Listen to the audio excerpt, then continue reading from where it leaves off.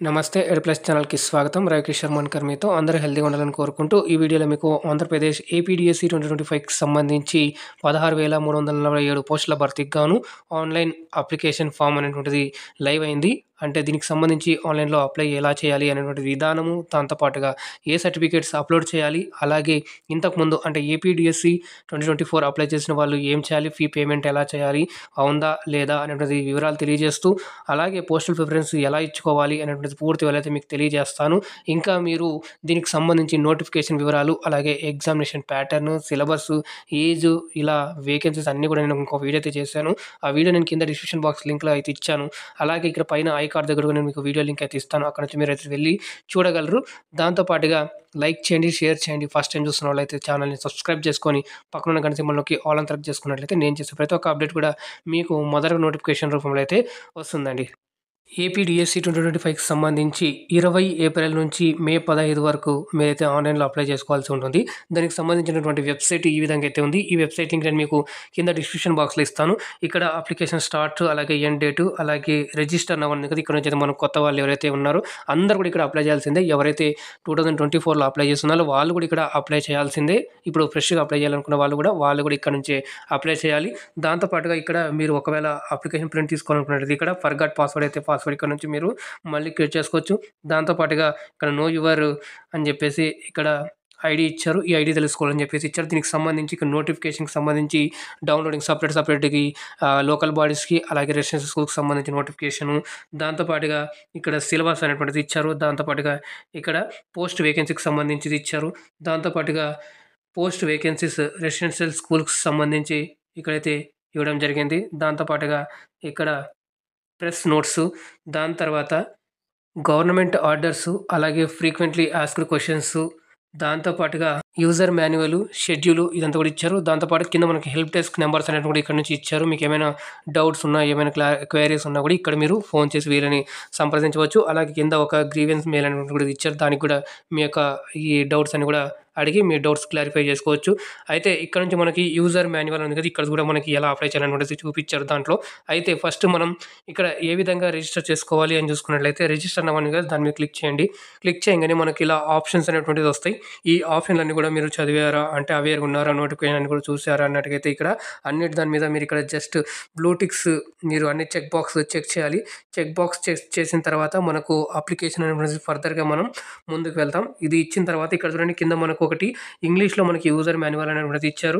దాంతో పాటుగా ఈ ఒక వీడియో అనేటువంటిది కూడా వీళ్ళు ఇచ్చారు. ఏమనేది ఇక్కడ నుంచి మీరు చూసి ఇలా కూడా చేసుకోవచ్చు. దాని తర్వాత ఇక్కడ ప్రొసీడ్ అన్నట్లయితే గనక మీరు ఇలా ముందుకెళ్తారు. ముందుకెళ్ళిన తర్వాత ఇక్కడ చూడండి పర్సనల్ ఈ యొక్క డీటెయిల్స్ అనేటువంటిది ఇవ్వాల్సి ఉంటుంది. ఇక్కడ ఆధార్ నెంబర్ ఇవ్వండి. తర్వాత మొబైల్ నంబరు, తర్వాత name of the applicant as per ఆధార్‌లో ఏ విధంగా ఉందో అలాగా ఇవ్వండి. డేట్ ఆఫ్ బర్త్ ఇచ్చిన తర్వాత జెండర్ మేల్, ఫీమేల్ ఇవి ఇవ్వండి. మ్యారిటల్ స్టేటస్ మ్యారీడ్ అయితే మ్యారీడ్, అన్‌మ్యారీడ్ అయితే అన్‌మ్యారీడ్.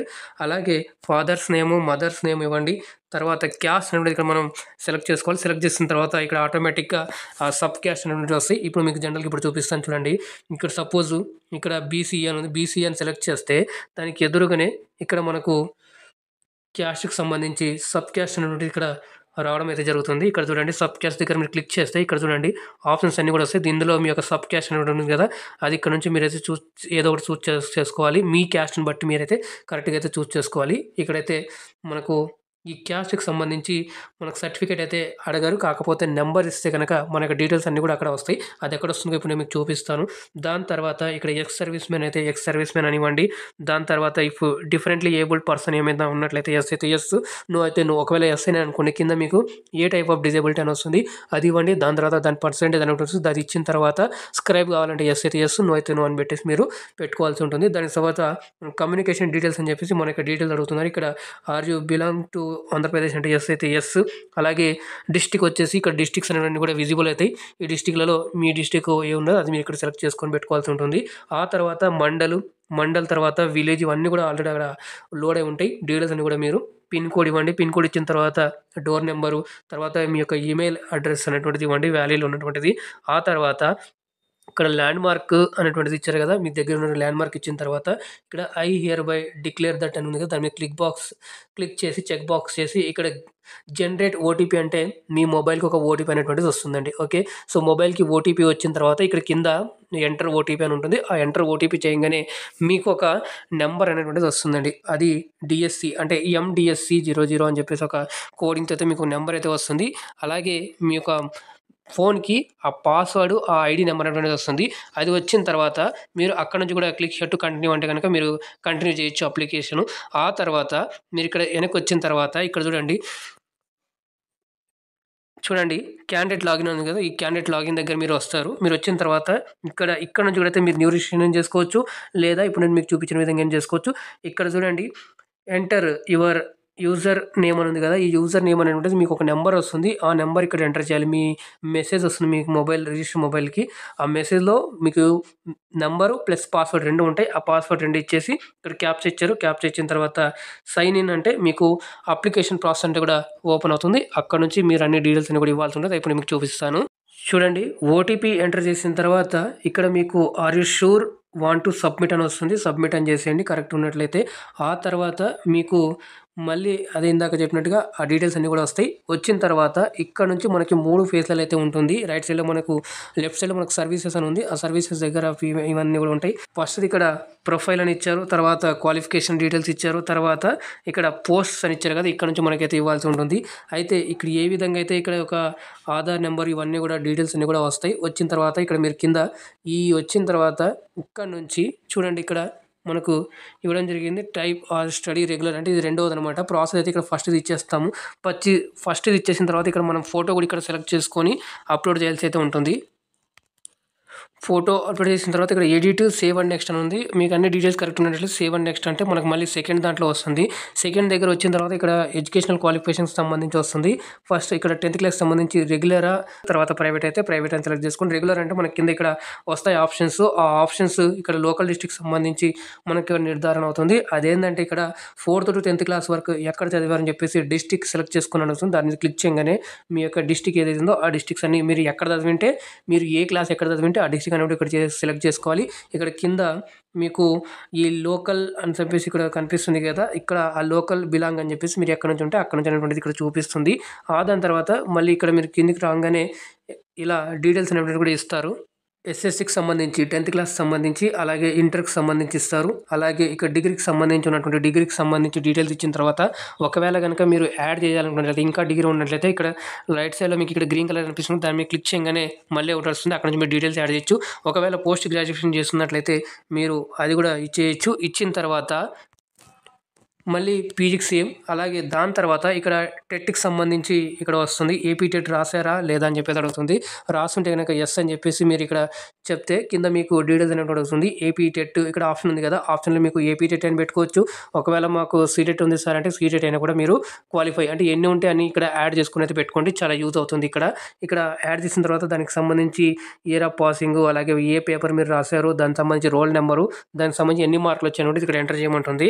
ఎంటర్ చేసిన తర్వాత ప్రొఫెషనల్ క్వాలిఫికేషన్ అని చెప్పేసి ఇక్కడ మీరు ఏదైతే డీఎడ్, బీఎడ్ చేస్తుంటారు కదా, ఆ డీఎడ్, బీఎడ్ సంబంధించి కోర్సు సంబంధించి ఇక్కడ డీటెయిల్స్ అన్ని కూడా ఇవ్వాల్సి ఉంటుంది. అందుకు సంబంధించి మెథడాలజీ 1, మెథడాలజీ 2 దాంట్లో వచ్చినటువంటి పర్సంటేజ్ ఇవన్నీ కూడా ఇచ్చిన తర్వాత ఇంకా మీ దగ్గర ఇప్పుడు సపోజ్ ఒకరు డీఎడ్, బీఎడ్ 2 చేస్తుంటారు. సో ఇక్కడ మీరు యాడ్ అని చెప్పేసి మీరు ఇక్కడ డీటెయిల్స్ అన్ని కూడా యాడ్ చేయొచ్చు. తర్వాత ఇక్కడ సేవ్ కంటిన్యూ అని చెప్పేసి ఇక్కడ ఉందంటే దీన్ని క్లిక్ చేస్తే మీ ఇక్కడ కంటిన్యూ అవుతారు. కంటిన్యూ అయిన తర్వాత ఇక్కడ చూడండి మీకు ప్రివ్యూ అనేటువంటిది వస్తుంది. ఈ డీటెయిల్స్ అన్ని కూడా మీరు కరెక్ట్ ఇప్పుడు చేసిన అన్నిటికీ ఇక్కడ చెక్ పెట్టాలి. చూడండి రైట్ సైడ్లో మీకు క్లియర్గా ఇచ్చారు కదా, ఇక్కడ సైడ్ మీరు ఇక్కడ చెక్ చేయాలి. వెరిఫైడ్ కరెక్ట్ అని చెప్పేసి ఉంది కదా, సో ఇక్కడ మీరు టిక్ చేసుకోవాలి. మీరు ఇందాక ఏవైతే డీటెయిల్స్ అన్ని యాడ్ చేస్తారో ఆ డీటెయిల్ దగ్గర ఇక్కడ బాక్స్లో కనిపిస్తున్న విధంగా ఇక్కడ మీరు చెక్ పెట్టేసి ఇక్కడ కింద ఇచ్చినట్టుగా ఇక్కడ కన్ఫర్మ్ అండ్ సేవ్ అంటే కనుక మీ డీటెయిల్స్ అన్ని కూడా ఇక్కడ సేవ్ అవుతాయి. సేవ్ అయిన తర్వాత మనకు నెక్స్ట్ స్టెప్ కింద థర్డ్ స్టెప్లో ఎంటర్ అవుతాం. ఇక్కడ మనకి ప్రిఫరెన్సెస్ అనేటువంటిది విజిబుల్ అవుతాయి. సో ఇక్కడ ఎవరైతే ఆల్రెడీ పేమెంట్ చేస్తున్నారో అంటే ఇంతకుముందు అప్లై చేస్తున్నారో డిఎస్సి 2024కి వాళ్ళకి డైరెక్ట్గా ఇక్కడ ప్రిఫరెన్సెస్ అనేటువంటివి వస్తాయి. సో ఇక్కడ ఇచ్చినటువంటి విధంగా ఇక్కడ మీకు ఎన్ని పోస్టులకి ఎలిజిబిలిటీ ఉన్నారు అనేటువంటిది ఇక్కడ క్లియర్గా అయితే వస్తుంది. ఇక్కడ 3 పోస్టులకి అయితే ఉన్నాయి. అయితే ఇంతకుముందు 2 పోస్టులకి అప్లై చేసినట్టుగా ఇక్కడ ఒక ఎల్లో కలర్లో కొంచెం కనిపిస్తుంది. ఇప్పుడు కొత్తగా ఒకటి కనిపిస్తుంది. అది కొత్తది మీరు కావాలనుకుంటే మీ ఎలిజిబిలిటీ మేము రాయగలం అనుకుంటే మీరు దాన్ని ఇక్కడ చెక్ బాక్స్ చెక్ చేసి దానికి కరెక్ట్ చేసినట్లయితే అది కూడా యాడ్ అవుతుంది. దానికి సంబంధించి మనకు రైట్ సైడ్‌లో ఇక్కడ ఎక్కడ ఎన్ని ఉన్నాయి అనేటువంటి వేకెన్సీ డీటెయిల్స్ కూడా ఇక్కడ క్లియర్‌గా అయితే చూపిస్తుంది. చూడండి వ్యూ మోర్ అని ఉంది కదా! దాని మీద క్లిక్ చేయంగానే ఈ పోస్ట్‌కి సంబంధించినటువంటి వేకెన్సీస్ ఎన్ని ఉన్నటువంటిది ఇక్కడ క్లియర్‌గా చూపిస్తుంది. చూడండి లోకల్ బాడీస్‌లో అలాగే నాన్ లోకల్ బాడీస్‌లో ఏ జోన్‌లో ఎన్ని పోస్టులు ఉన్నాయి, అలాగే ఏమున్నాయి అనేటివి క్లియర్‌గా ఇక్కడ డీటెయిల్స్ వేకెన్సీ డీటెయిల్స్‌తో పాటుగా ఇక్కడ విజిబుల్ అవుతుంది కాబట్టి ఇక్కడ చూడొచ్చు. అయితే ఇక్కడ చూడండి పేమెంట్ దగ్గర కొంచెం ఎవరైతే చెప్పాను కదా ఇంతకుముందు, ఇప్పుడు ఇలా చెక్ చేసుకున్నట్లయితే ఒకవేళ మూడో పోస్టు టిక్ పెట్టుకొని మేము ఇది అప్లై చేస్తాం అనుకున్నట్లయితే ఇంతకుముందు 750 రూపీస్ అది పే చేశారు. అయితే ఇప్పుడు కొత్తగా అడిషనల్‌గా 750 రూపీస్ అనే దానికి మాత్రమే ఫీ పేమెంట్ చేయాల్సి ఉంటుంది. ఎందుకంటే ఆల్రెడీ చేసింది. అదే ఎవరైతే ఫస్ట్ టైం చేస్తున్నారో వాళ్ళకి ఎన్ని పోస్టులు చేస్తే అన్ని పోస్టులకి ఫీ పేమెంట్ అనేటువంటిది చేయాల్సి ఉంటుంది. తర్వాత అక్కడ నుంచి మీరు ఇలా డీటెయిల్స్ అనేటువంటిది వస్తాయి. అంటే విజిబుల్ అని చూపిస్తుంది, వ్యూ మోర్ చూపిస్తే ఇలా డీటెయిల్ చూపిస్తుంది. దాని కింద ప్రిఫరెన్సెస్ అనేటువంటి ఇక్కడ లెఫ్ట్ సైడ్‌లో వస్తాయి. లెఫ్ట్ సైడ్‌లో వచ్చిన తర్వాత మీరు ఏం చేయాలంటే మీ పోస్ట్‌ని బట్టి అక్కడ ఏవైతే వేకెన్సీ చూపించుంటుందో దాంట్లో ప్రకారంగా మీ పోస్ట్ అనేటువంటిది ఇక్కడ మీరు ఇచ్చుకోవాల్సి ఉంటుంది. మీరు ఫస్ట్ ఎస్ఏ పెట్టుకుంటారా, లేకుంటే పీజీటీ పెట్టుకుంటారా, లేకుంటే టీజీటీ పెట్టుకుంటారా, ఈ సబ్జెక్ట్‌ని బట్టి ఇక్కడ ఏ దాంట్లో ఎన్ని ఉన్నాయనేది ఇక్కడ స్కూల్‌తో సహా చూపిస్తుంది కాబట్టి ఇక్కడ మీరు ఫస్ట్ ఏది ఇచ్చుకుంటారో దానికి ఎదురుగా ఉన్నటువంటి గ్రీన్ ప్లస్ బటన్ ఉంది కదా! దాని మీద క్లిక్ చేస్తే మీకు రైట్ సైడ్‌లో ఇటు సైడ్‌లో మీకు అదనేటువంటిది యాడ్ అవుతుంది. చూడండి ఇక్కడ కింద యాడ్ అవుతున్నాయి. ఇలాగా మీరు ప్రిఫరెన్స్ అయితే ఇచ్చుకోవాల్సి ఉంటుంది. అయితే ఈ ప్రిఫరెన్స్‌ల దగ్గర చాలా జాగ్రత్తగా అయితే ఇచ్చుకోవాలి. దాని తర్వాత ఇక్కడ ఎగ్జామ్ సిటీ సెంటర్‌కి సంబంధించి అయితే ఇక్కడ డీటెయిల్స్ వస్తుంటాయి. ఇవన్నీ కూడా మీరు చెక్ చేసిన తర్వాత are you sure you want to submit అని వస్తుంది. చూడండి ఇక్కడ ఇలాంటి అన్నప్పుడు మీరు చాలా కేర్‌ఫుల్‌గా చేయాలి. ఒకసారి సబ్మిట్ చేసిన తర్వాత మీరు ఏ డీటెయిల్స్ కూడా మోడిఫై చేయలేరు. అయితే ఇక్కడ ప్రతి దానికి కూడా ఇక్కడ గెట్ ఓటీపీ అన్నట్టు ఇట్లా వస్తుంది. ఓటీపీ వచ్చిన తర్వాత ఓటీపీ ఎంటర్ చేస్తారు. ఎంటర్ చేసిన తర్వాత ఇలా డైలాగ్ బాక్స్ అనేటువంటిది వస్తుంది. ఇక్కడ నుంచి మీరు సబ్మిట్ అంటే గనక మీకు ఇక్కడ పేమెంట్ గేట్‌వే దగ్గరికి అనేటువంటిది తీసుకొని వెళ్తుందని చెప్పేసి ఇక్కడ ఇచ్చారు. ఆ తర్వాత మనకు పేమెంట్‌లో అనేటువంటిది ఇక్కడ వెళ్తాం. ఇక్కడ చూడండి డాక్యుమెంట్స్ అప్లోడ్ పేమెంట్ చేసిన తర్వాత ఇక్కడ డాక్యుమెంట్స్ అప్లోడ్ అని చెప్పేసి వస్తుంది. డాక్యుమెంట్స్ అప్లోడ్ దగ్గరనే ఇక్కడ మీ యొక్క ఏవైతే క్యాస్ట్ ఉంటుందో ఆ క్యాస్ట్ అనేటువంటిది ఇక్కడ ఇవ్వాల్సి ఉంటుంది. క్యాస్ట్ నెంబర్ ఎంటర్ చేస్తే ఇక్కడ దానికి సంబంధించిన డీటెయిల్స్ ఇక్కడ ఆటోమేటిక్‌గా ఫిల్ అయిపోతాయి. ఆటోమేటిక్‌గా ఫిల్ అయిపోయిన తర్వాత ఇక్కడ చూడండి కింద డాక్యుమెంట్స్ అప్లోడ్ అని చెప్పేసి ఉంది కదా! సో ఇక్కడ చూడు ఏ డాక్యుమెంట్స్ అప్లోడ్ చేయాలన్నట్లయితే గనక ఇక్కడ క్లియర్‌గా అయితే ఇచ్చారు. చూస్ ఫైల్ అనేది కదా! ఇక్కడ నుంచి మీరు అప్లోడ్ చేయాల్సి ఉంటుంది. అయితే జేపీఈజీ ఆర్ పీడీఎఫ్ ప్రొఫైల్ మాత్రమే మీరు ఇక్కడ అప్లోడ్ చేయాల్సి ఉంటుంది డాక్యుమెంటు.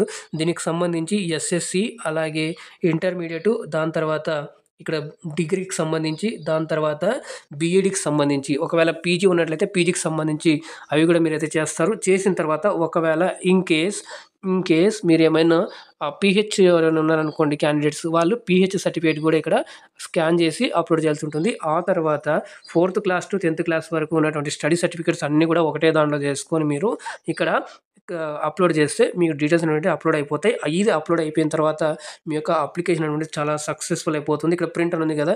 ప్రింట్ మీద క్లిక్ చేయగానే మీ యొక్క అప్లికేషన్ అనేటువంటిది ప్రింట్ అయ్యి అక్కడ మీకు మీ యొక్క ఫోటోతో సహా అంతా కూడా వస్తుంది. అయితే ఇక్కడ చూడండి మీకు ఒక మాట చెప్పాలండి. ఈ ఫోటో దగ్గర చాలా జాగ్రత్తగా అయితే చేయాల్సి ఉంటుంది. ఈ ఫోటో దగ్గర మీరు చూస్ చేసుకునేటప్పుడు మీ ఫోటో కిందనే సైన్ అనమాట. వైట్ పేపర్ మీద బ్లాక్ ఇంక్‌తో మాత్రమే ఉండాలి సైన్ అనేటువంటిది ఇచ్చారు. మీరు ఇక్కడ ఫోటోని స్కాన్ చేసి సేవ్ చేసుకొని అయితే చేయండి. అప్పుడు ఎటువంటి ప్రాబ్లమ్ అయితే ఉండదు. హోప్ ఈ అప్లికేషన్ ప్రాసెస్ మీకు అర్థమైందని అనుకుంటున్నాను. ఇంకా ఏమైనా ఎక్కడైనా డౌట్ ఉన్నట్లయితే కింద కామెంట్ చేయండి. తప్పకుండా అయితే నేను రిప్లై ఇస్తాను. అలాగే ఇటువంటి అప్డేట్స్ కోసం లైక్ చేయండి, షేర్ చేయండి. ఫస్ట్ టైం చూస్తున్నట్లయితే ఛానల్‌ని సబ్స్క్రైబ్ చేసుకొని పక్కన గంట సింబల్ నొక్కి ఆల్ అని క్లిక్ చేసుకోండి. అప్పుడు నేను చేసే ప్రతిది కూడా మీకు మొదటగా నోటిఫికేషన్ రూపంలో అయితే వస్తుందండి. మళ్ళీ కలుద్దాం మరొక అప్డేట్ వీడియోతో. అందాక ధన్యవాదాలు. జై హింద్.